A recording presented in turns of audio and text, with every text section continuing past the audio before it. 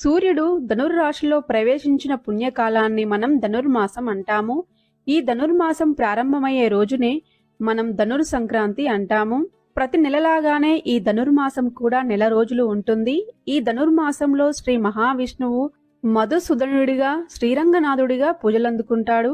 భగవంతుడినే భర్తగా చేసుకున్న ఒక భక్తిరాలి కథనే ఈ తిరుప్పావై. ఆ భక్తురాలే అండాలమ్మ తల్లి. ఆమెనే గోదాదేవి అని కూడా అంటారు. ఈ ధనుర్మాసం 30 రోజులు కూడా తానే రచించిన పాసురాలతో అంటే కీర్తనలతో స్వామివారిని పూజించింది. దాని ఫలితంగానే శ్రీ మహావిష్ణువు శ్రీరంగనాథుడి రూపంలో గోదాదేవి అమ్మవారిని వివాహం చేసుకున్నాడు. ఈ గోదాదేవి రచించిన వ్రతమే అండి ఈ ధనుర్మాస వ్రతం. ఈ వ్రతాన్ని మార్గలి, శ్రీవ్రతం, కాత్యాయని వ్రతం ఇలా ఎన్నో పేర్లతో పిలుస్తారు. తిరుమలలో ఈ నెల రోజులు కూడా సుప్రభాతానికి బదులుగా తిరుప్పావై గానం చేస్తారు.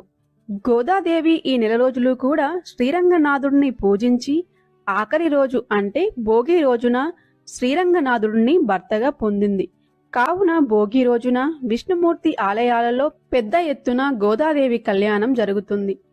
ఈ 2025వ సంవత్సరంలో ధనుర్మాసం డిసెంబర్ 16 మంగళవారం రోజున ప్రారంభమై జనవరి 14 బుధవారము భోగి పండుగతో ముగుస్తుందండి. ఈ రోజే గోదాదేవి కళ్యాణం కూడా చేస్తారు.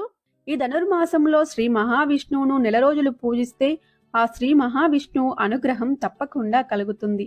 ఈ నెలంతా పూజ చేయడం కుదరని వారు కనీసం 15 రోజులు గాని, 8 రోజులు గాని, 6 రోజులు గాని, అది కూడా లేనివారు కనీసం ఒక్క రోజైనా సరే భక్తి శ్రద్ధలతో నిష్ఠగా స్వామివారిని పూజిస్తే మనం కోరిన కోరికలన్నింటినీ కూడా నెరవేరుస్తాడని మనకి పురాణాలు చెబుతున్నాయి.